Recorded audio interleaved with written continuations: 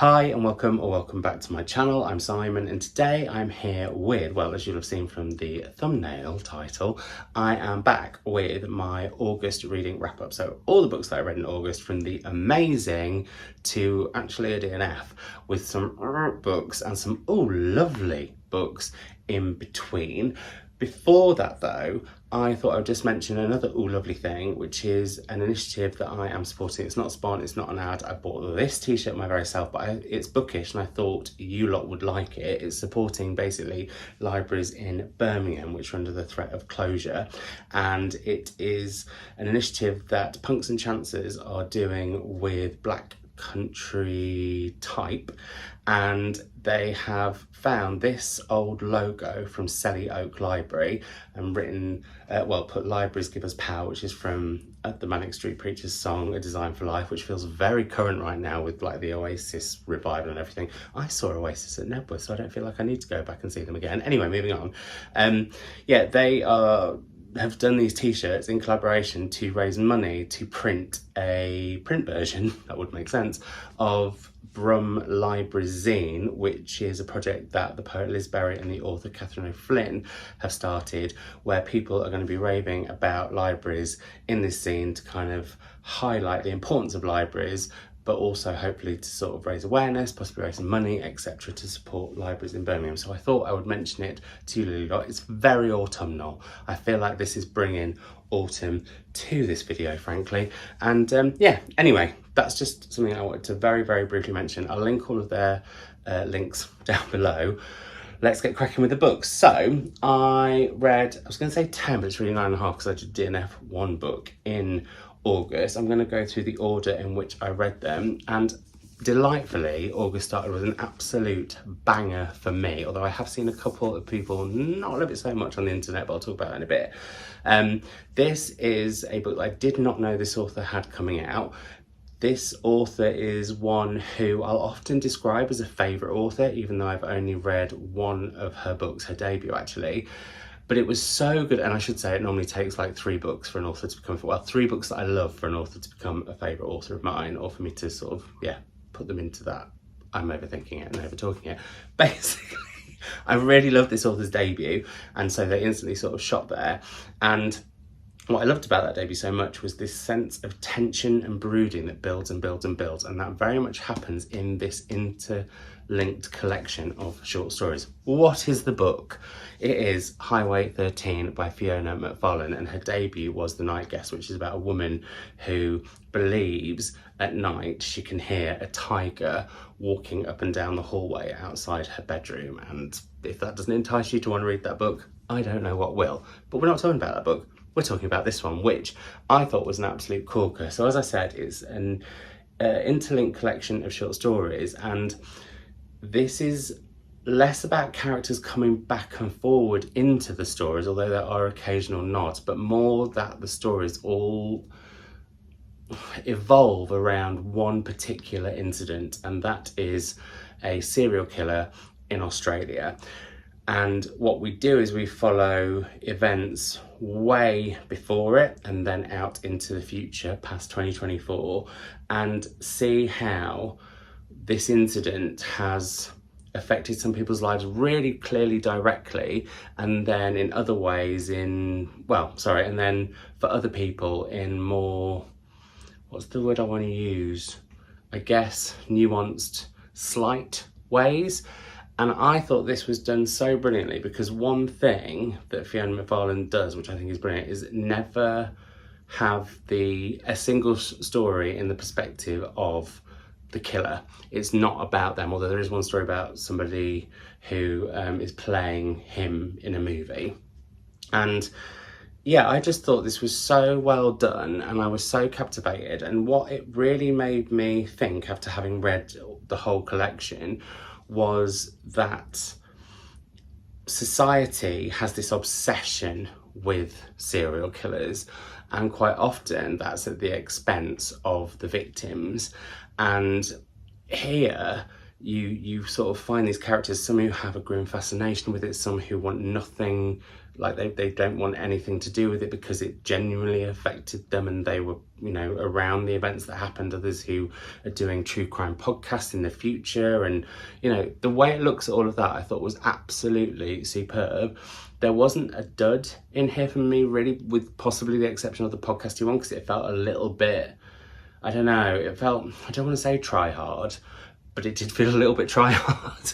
And I kind of, that was all done as if you were reading the script, even though it's not a scripted podcast. And there were a few too many in-jokes, and I found both of the hosts quite annoying, and I kind of wish that there had been a bit more nuance with at least one of them.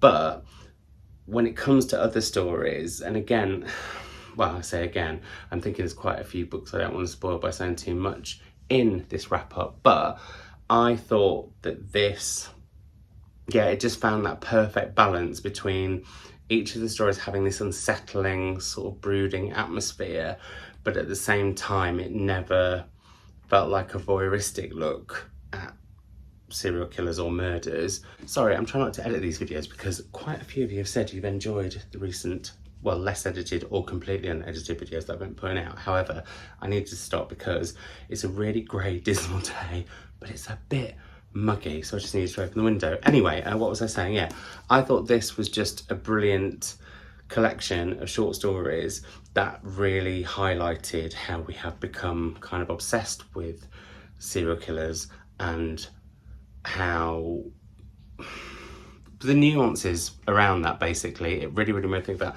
I sometimes think I should write little notes that I can go to, but I always worry, like, if a video's too scripted, it just doesn't feel like, so I want you to feel like you're here with me, which I guess is why I'm not doing the editing so much. Anyway, suffice to say, I thought this was brilliant, and I love the fact that it was a real patchwork collection of short stories too, because you do go, as I said, from the past to the future, back to the past to almost now, to, you know, it's not linear, and I thought that was great about it too. And there was an almost, I don't know, there was kind of a element of this book or in each story where I was kind of work out what the link was.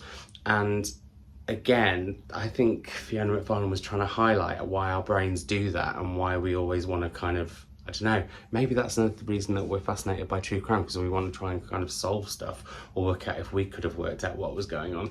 Anyway, thought this was fab, really enjoyed it. I know Greg didn't love it so much, but I really enjoyed his video because he'd said something that I hadn't thought about before, which is why with the short story collection will we kind of almost be harsher on them, because if we're like, oh, not every short story worked for me, it's failed, but not every chapter of a book will always work for you, will it? So yeah, I thought that was really interesting. So yeah, a big hit for me.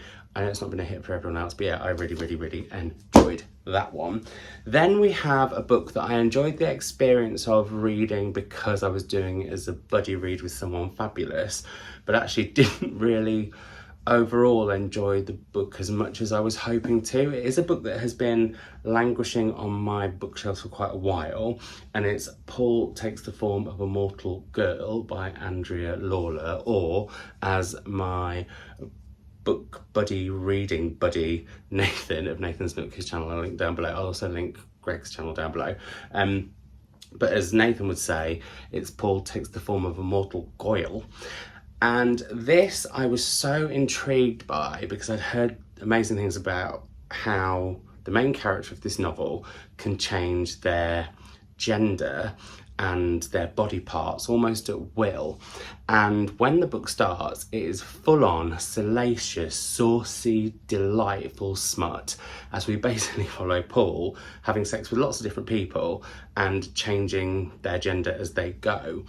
And there becomes almost this I found it fascinating that not only would sometimes Paul be changing his sexual organs to satisfy themselves, and actually I should say throughout the book Paul is described as he, but me and Nathan were talking about that, and as we went on we were like, no, it should really be they.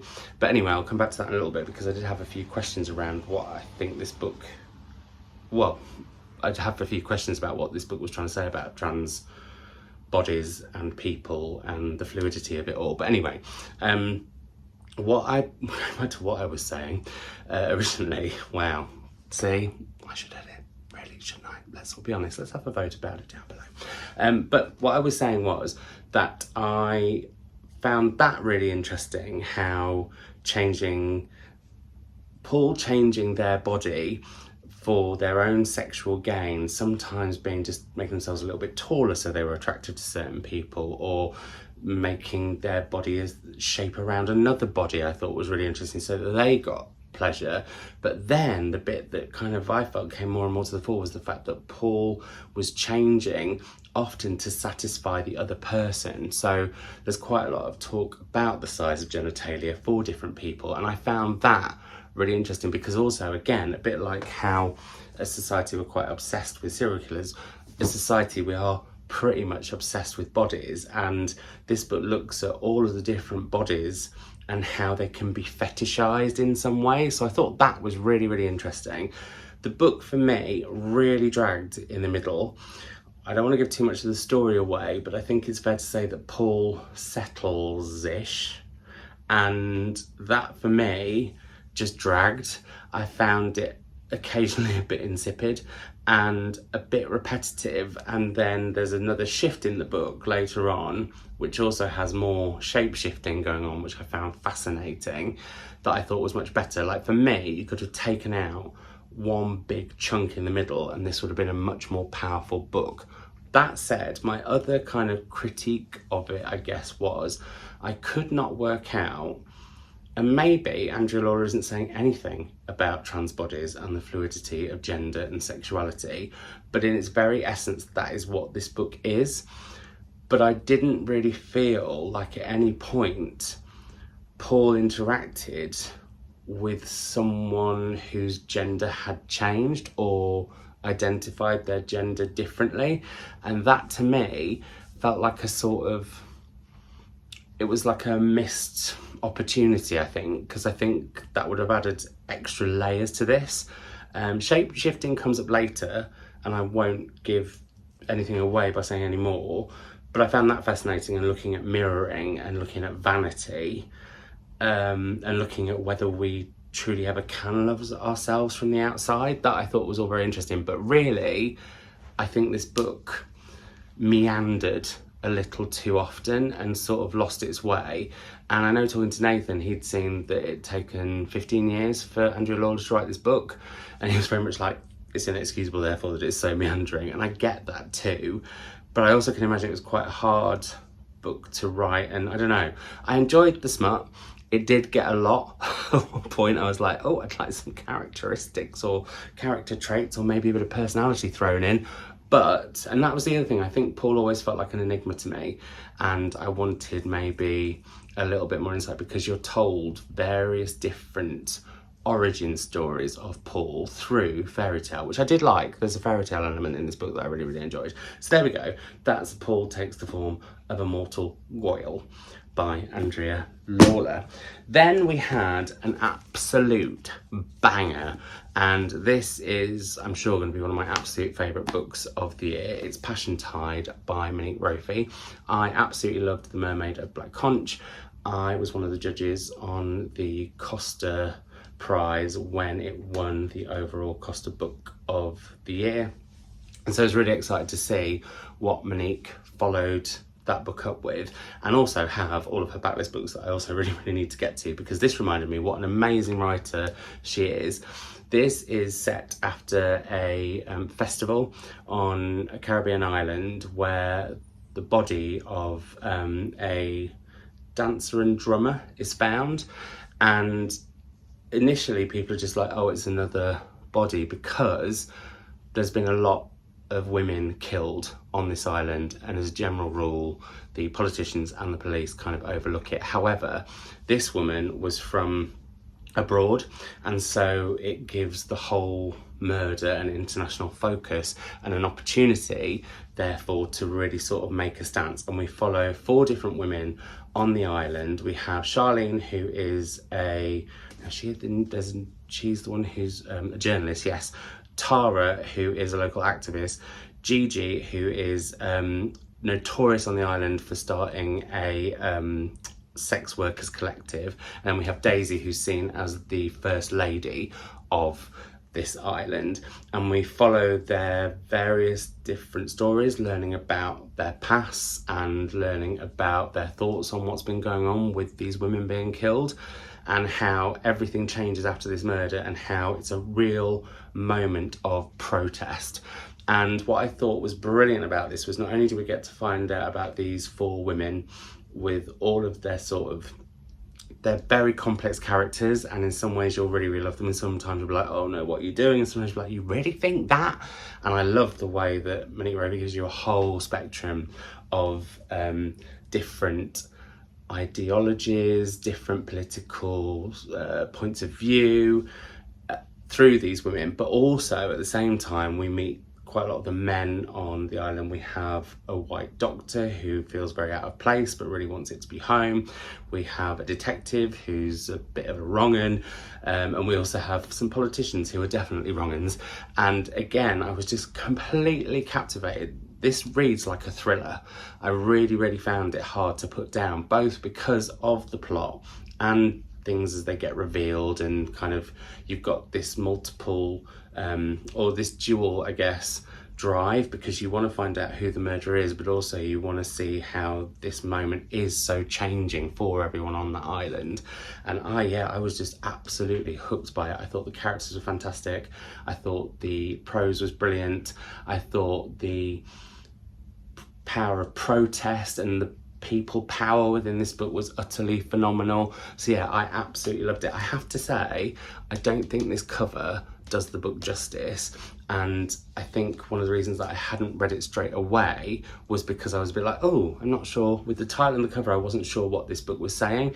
However, if that's been the same with you, because I have spoken to a few people and I think it has, like, do not let that put you off. This is honestly so brilliant, and I'm pretty sure will be like one of my top 10 of the entire year. We'll see, because I have read some corkers. Speaking of which, the next book that I'm going to tell you about, I am actually going to take a clip of the author introducing, because I find this book really hard to do. I find it hard to do any elevator pitches of any books at all. The amount of times I've tried to challenge myself to sum up a book in a sentence and never managed, and then have talked for about what would be the equivalent of about 3 paragraphs, maybe a chapter. But I'm going to insert that here. Toward Eternity is about a cancer therapy that ends up destroying the world.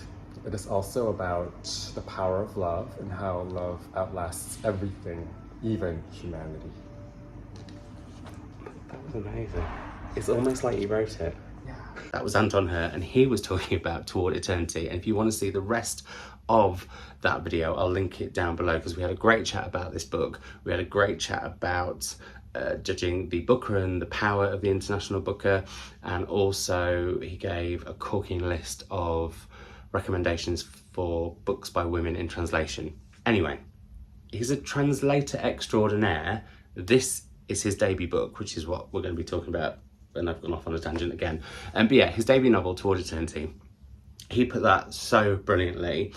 This is not my usual sort of reading fodder.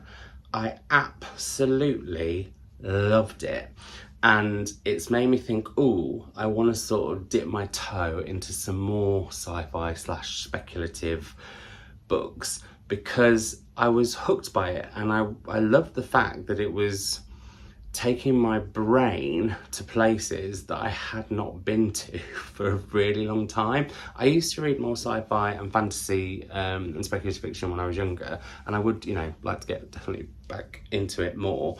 But yeah, what I loved about this was just the way Anton, one, manages to write like eternity in that amount of pages without me ever getting lost, which I often do in those sort of books, but also without ever breaking the spell of the world that he has created in the future. And I think that's a really not hard thing to do. How do I want to say this? For me,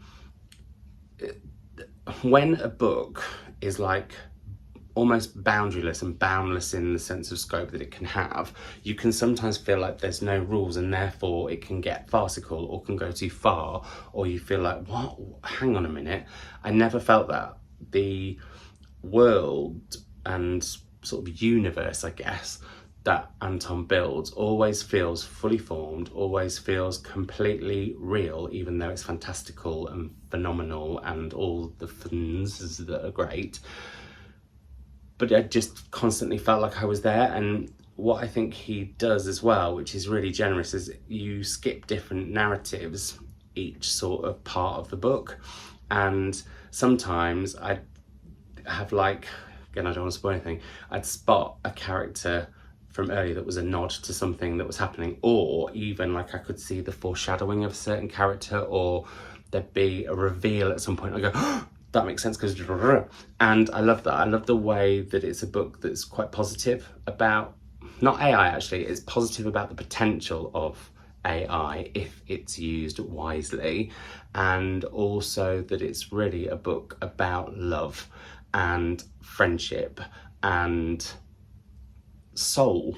This book is full of soul, and yeah, I really loved it. So there we have that one. I always feel like I never do the books that I really loved enough justice, because all I really want to do is go, oh my god, I loved it, oh my god, I love it, to read it. But I think you need a little more than that. Next up, a book that I highly recommend. I thought this was phenomenal, incredibly powerful. It's a novel that I've been very excited for, because I'm a huge fan of this author's poetry, because they are a poet first and foremost. And I have realised over time, the more that I read and the more that I read novels by poets, they tend to be some of my favourites. Now, I will say this book is dealing with some really triggering subject matter. If I sum this book up as being the story of, I should say, sorry, it's You're Dead by Sam Sax, and the title does give a bit of an idea of what might be going on within the pages. This is about a young queer Jewish person called Ezra, who is walking through New York and heading to Trump Tower, where they are about to perform a political act that will also be their final political act, and is an incredibly extreme act, which we have seen, well, not literally seen, but we have heard of. And so I just want to put that out there. If you don't want to hear more about that book right now, skip till you see me hold the next book up. But for me, I just thought this was so powerful and really hard to read in parts, but I'm so glad I did. And also that makes it sound like at points I was put off reading it or needed to put it down. I didn't. The way that Sam Sax has written this is through vignettes. So it has this kind of real condensed nature to it, but also gives it this real propulsion. So you just think, oh, one more, then one more. Oh, I'll just read that sentence and then I'll go on to the next bit. And how we learn about Ezra's life and what has drawn them to this moment, and how at points we go back in Ezra's past, even potentially before they were born, and into the mindsets of their parents, which I thought was fantastically done. I won't say any more about it than that. Yeah, I just thought this was phenomenal. It is, like I said, quite uncomfortable, but I think it's the sort of book that needs to be. But also in a lot of ways, this book, with what's going on in the world and has been for a while, is shocking, but also at the same time not shocking, because it's the world and what we're seeing in the news, and that all feeds into this. It's also a brilliant look at someone coming to terms with their sexuality, and there's a really heartbreaking story within that as well, which I don't want to spoil, but I thought that was done brilliantly. And I think there's a certain power in Sam Sax's writing, that they will go from these incredibly funny scenes, incredibly emotional scenes, incredibly sexy scenes, to these utterly devastating and brain shaking is what I think this book does a little bit. You know, when you see things do that sort of in and out of focus thing in front of your eyes when they're making like an intensity on film, this book sort of does that in this sort of, I don't know, by proxy I want to say, which sounds really odd, but yeah, I just thought this was great. And if you haven't got your mitts on it and you think it sounds like a bit of you, do, because I would recommend it, with caveats in the fact that, you know, the subject matter is pretty hard going and intense and possibly very triggering for people. So yeah, there we have that. And if you've not read any of Sam Sax's poetry, you should do. Next up is another buddy read I did with Nathan again. We were obsessed with each other in August. In fact, actually, there's a book that I'm going to talk about in a bit that I picked up after seeing Nathan rave about it. So he is a major hashtag influencer in my life. This is a book that sadly I didn't love. And I'd heard it was this, like, one of this author's, lesser sounds harsh, I'd heard that this wasn't the best of this author's work. They're an author that I really, really love and have read a lot of their books and been bowled over by. I don't know why I'm doing this intro and like teasing you rather than just holding up and saying what it is. It is August Blue by Deborah Levy. I love Deborah Levy's writing. Sorry, I edited there because I burped and I didn't want to keep that in. So, well, I couldn't keep it in, apparently it fell out, but you know what I mean. I didn't want to keep the video for review. So anyway, August Blue by Deborah Levy. Deborah Levy is an author that I really, really admire. I've had the pleasure of interviewing her a couple of times. I think she has an incredible mind. I think, like Swimming Home is just such a stupendous book, and I really, really loved the first in the two of her, well, the first two in her living biography trilogy. I really, really want to read the third now, partly because I want to head back to something where I feel her writing's like at the height of her powers, because for me, this wasn't. It wasn't a bad book, but because it was Deborah Levy, it was a good book, but like I expect so much more, which sounds like the most backhanded compliment and quite possibly is. But because I have enjoyed her writing so much, the fact that for me sometimes I was a bit perplexed, lost, puzzled, not sure what was going on in this, kind of, yeah, made it a bit of an iffy one for me. Anyway, what's it about? Well, this is about a pianist called Ella, who we meet during the pandemic when she's, well, we start when she's in Greece with some friends. She had an incident where she fled the stage. This has kind of haunted her since, and she started teaching people piano and sort of escaped from the world. And she sees at a market this sort of doppelganger of herself that she becomes kind of obsessed with, who buys some items that she really wanted to get. And we follow on from there as this doppelganger sort of appears in various different places as Elsa then ends up going around Europe. Now, it is a pandemic book, and that with the travel around Europe kind of puzzled me a bit because of all of the lockdowns, but I went with it anyway. To me, I felt like this was also a response to Brexit, because it was sort of celebrating how easy it can be to travel around Europe and the power and joy of being European. And I loved that because I'm completely anti-Brexit, obviously, although that now, like, saying that feels so, well, it's happened, what do you do? Anyway, moving on, let's not go down that line of thought. So yeah, I felt like this was a real book of ideas. There were some set pieces in here that I absolutely love. Like, there's one scene, well, it's going to be like the lasting, it was not even a scene, it's a moment of sort of, it's an idea Elsa has where she wants to run down the streets naked looking for a sausage roll. Now, for that to be the highlight moment coming out of this book kind of makes it sound really fabulous, and in a lot of ways it is, because like, who hasn't contemplated running down the streets naked for a sausage roll? I don't know if I have, actually, to be fair. I mean, I would do a lot of things for a Greggs, to be honest.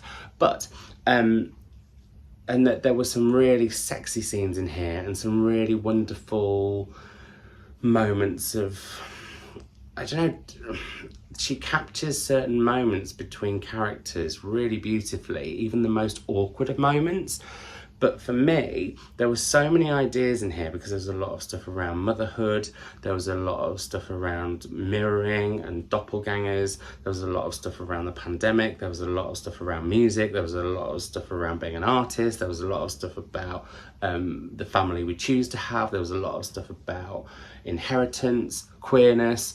I will say one of the characters in the book that Elsa teaches is trans, and I thought that storyline was utterly beautiful, and the way Deborah Levy writes that relationship between tutor and student and the transness of it all, I just thought that was stunningly done. But I felt there wasn't really a focus or a thread running through it, and so I've realised when there are books that are more idea-y books, if there's not some sort of firm ground for me to walk along with the character, I sort of get lost and then start to feel really stupid, like I can't quite get it. And that happened here, and then I tend to think, well, that book's pretentious then, and get all uppity about it and suddenly get to my working class roots, rather than my middle class ones sat in a library anyway. But yeah, I just found that I was lost quite a lot.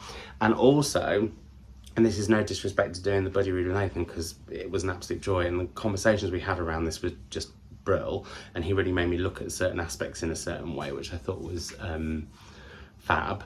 There's a certain, what was the wording? Anyway, I'm going to go off on a tangent if I suddenly start talking about that and raving about Nathan again. You'll think I'm obsessed, which I hardly am.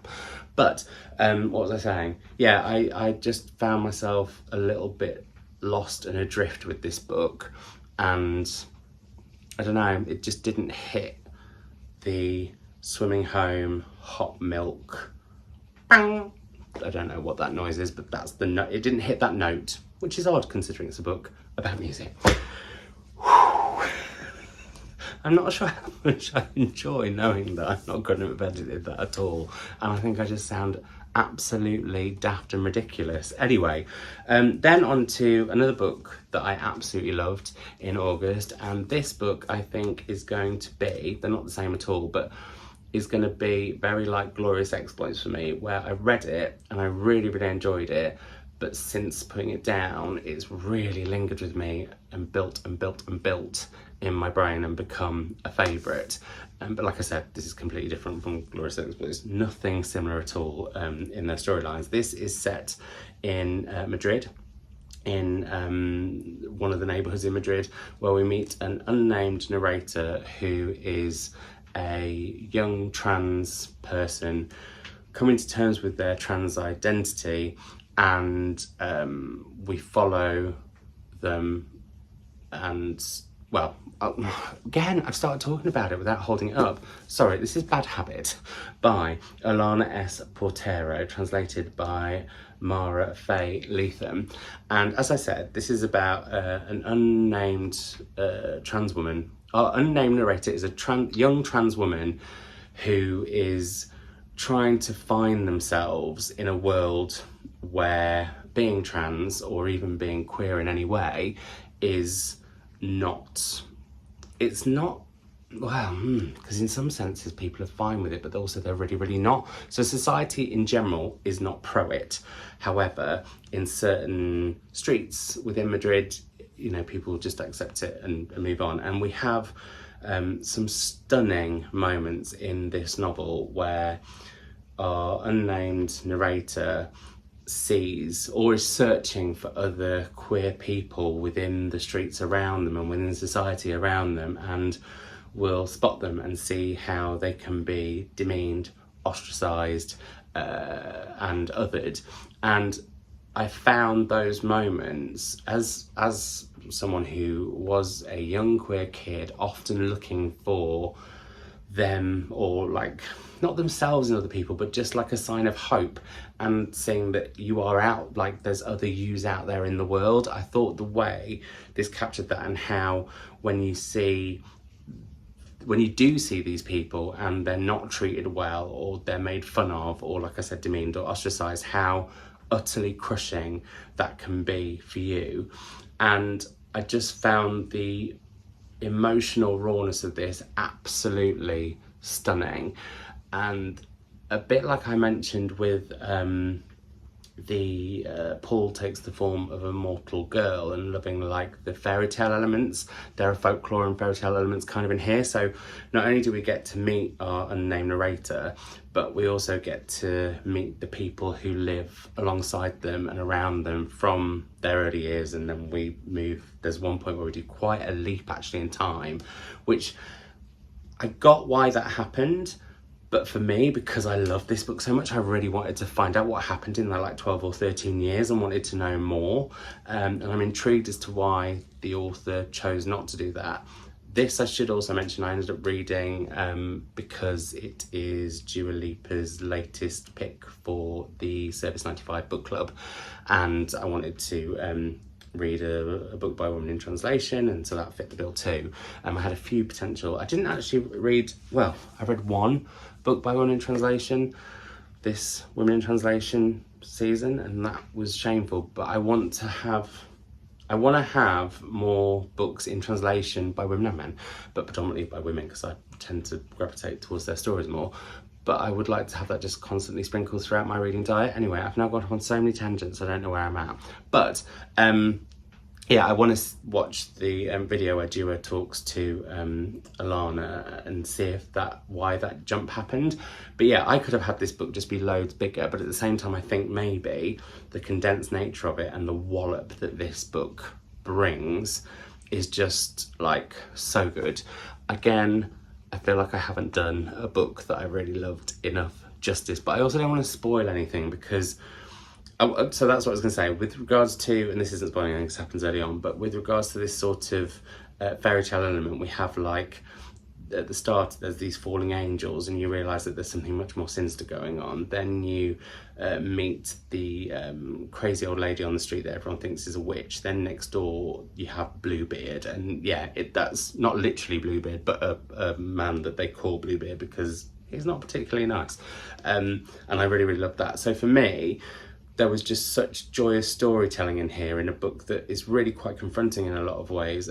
But for me, I think depicts so pitch perfectly that feeling of being a young queer person yearning to see yourself elsewhere in society, and then when you do and it isn't great, just the despair that can bring. I don't think I've read anything so spot on like that until I read this book.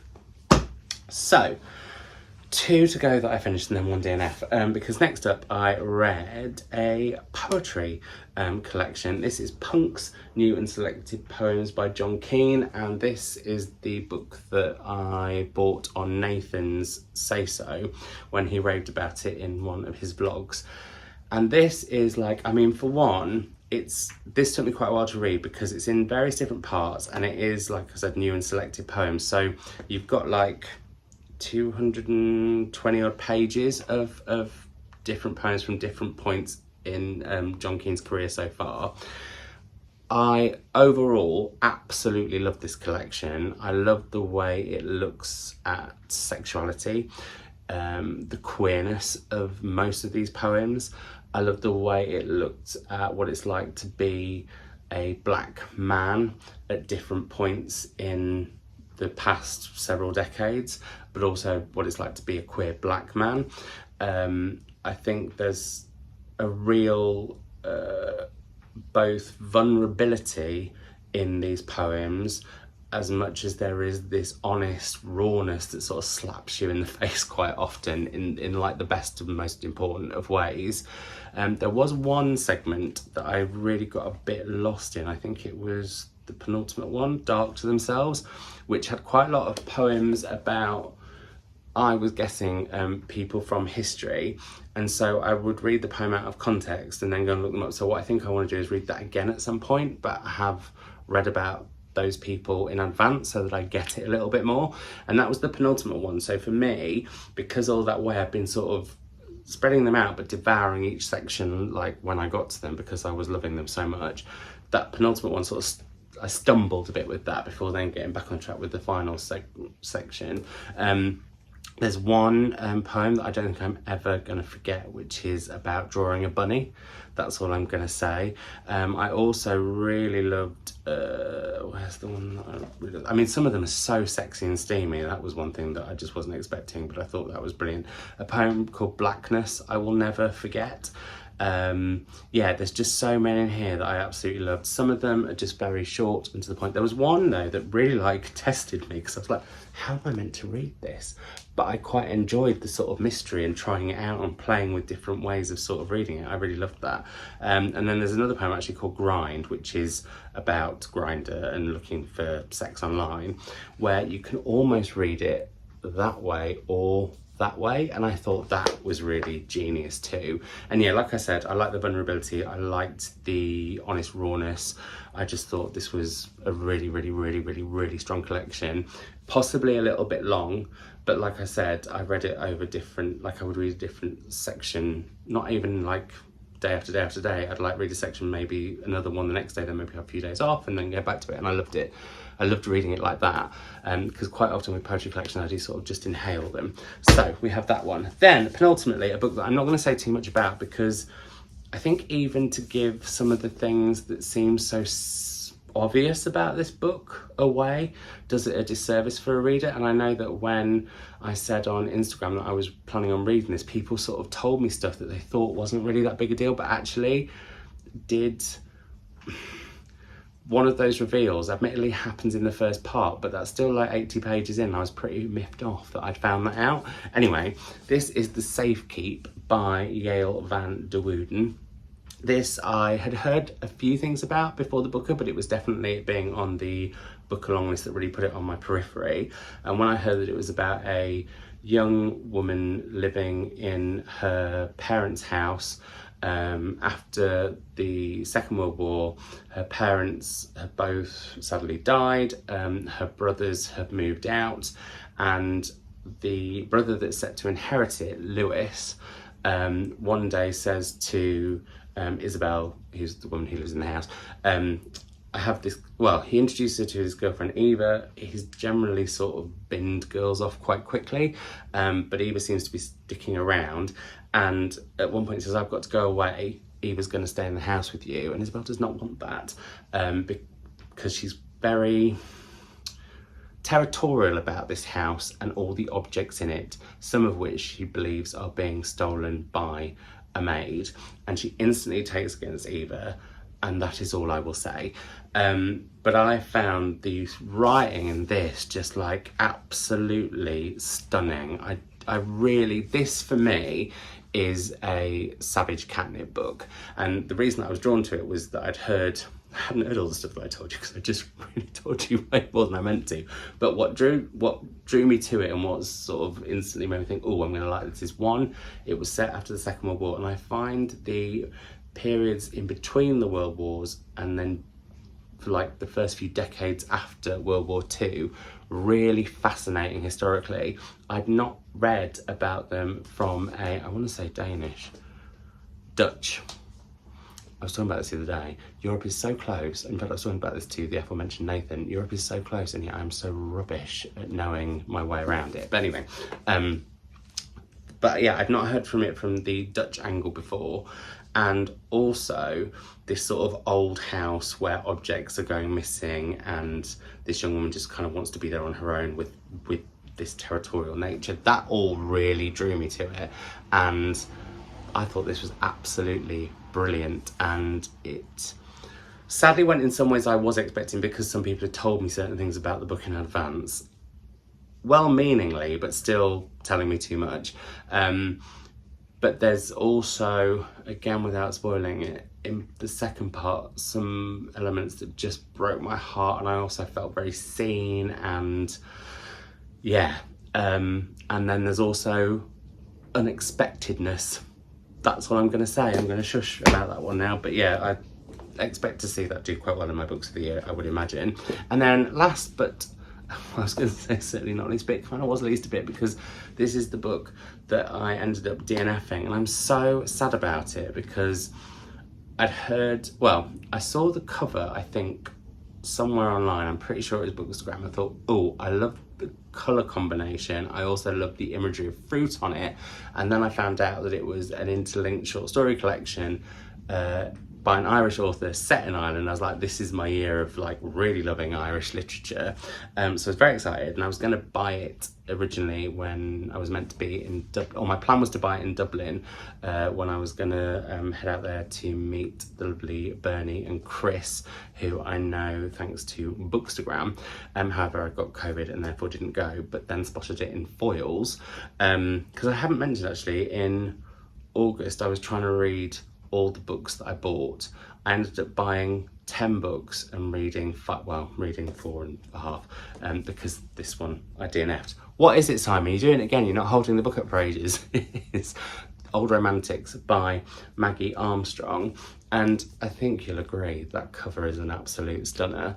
But for me, I really enjoyed the first short story. I quite enjoyed the second, and then it felt very repetitive because it ended up that what links this collection of short stories is the name Margaret. Now, sometimes it might be the same Margaret, other times it could be a very different Margaret. Generally, they spend their time in Dublin, but this book does also take you off to America, and yeah, we travel with these Margarets. There's a very funny line in the first story where it's like, and Margaret didn't realise there could be another woman called Margaret in Dublin, which the joke was funny until it went on and on. I was like, hang on a minute, all these Margarets are going through pretty much the same thing, which I couldn't work out whether it was Maggie Armstrong's point, because you'd meet these Margarets, they'd be in a quite sort of sad scenario as it was, and then men just made it worse, and sometimes so closely in like mirroring that it felt like I was reading the same story over and over quite often, and the fact that there was always a Margaret within it didn't really help. So I think the writing is good, and I don't know if I'm DNFing this forever, because I think the next short story that I was going to read, which is called Trouble, and I got to page 106 in this book, and I do have a rule with DNFs generally, which is if I'm not enjoying a book by page 70, that's time to DNF it. And I got that because my granddad always, well, he told me when he sadly was terminally ill, I asked him if he had any regrets, and he said his only regret was finishing a book that was either bad or he just wasn't enjoying, even if it was well written. And that stayed with me, and his rule was page 70. Anyway, I got past page 70 and on to page 106, which is how many stories in? Let me just check for you. 1, 2, 3, 4, 5, 6, 7, 8 stories in. And I was just like, no, this is feeling too samey. And that was a real shame for me because I was really excited about this. I also really like Trump Press. They're an indie Irish publisher. But yeah, that said, the reason I'm not sure it's a DNF forever is because there was something in it, and the next story, Trouble, does look quite different, but it's also really long. And at the time I was like, this next story is either going to break me or really make me, but I just wasn't, I'd lost the will a bit with it. But I think the will may come back. We will see. If I do get back to it, I'll tell you about it. If not, I won't. Anyway, there we go. This video is probably really, really long because I've not edited it, but that's all your fault because lots of you have been saying you don't want edited videos, so you're not getting one. But also it's quite a good thing that I'm not editing this today on top of filming it, because I think it's probably now about 5:30 and I like my videos to go up at 6:15. So anyway, I hope you're all doing super duper well. Let me know if you've read any of these books. Let me know if you're sure you really want me to carry on doing videos that aren't edited. Maybe I need to find like a nice medium where I edit them a bit. Let me know what you read in August, your highs, your lows and everything in between. And oh no, before I say I'll see you in another video very soon, if you'd like more savage shenanigans, my Patreon, my Instagram, my artist formerly known as Twitter, wish list, all those things are linked down below. And I will see you in another video very, very, very, very soon. Thanks as always for joining me. Do let's keep the conversation going in the comments down below. And yeah, I'll see you in another video very, very soon.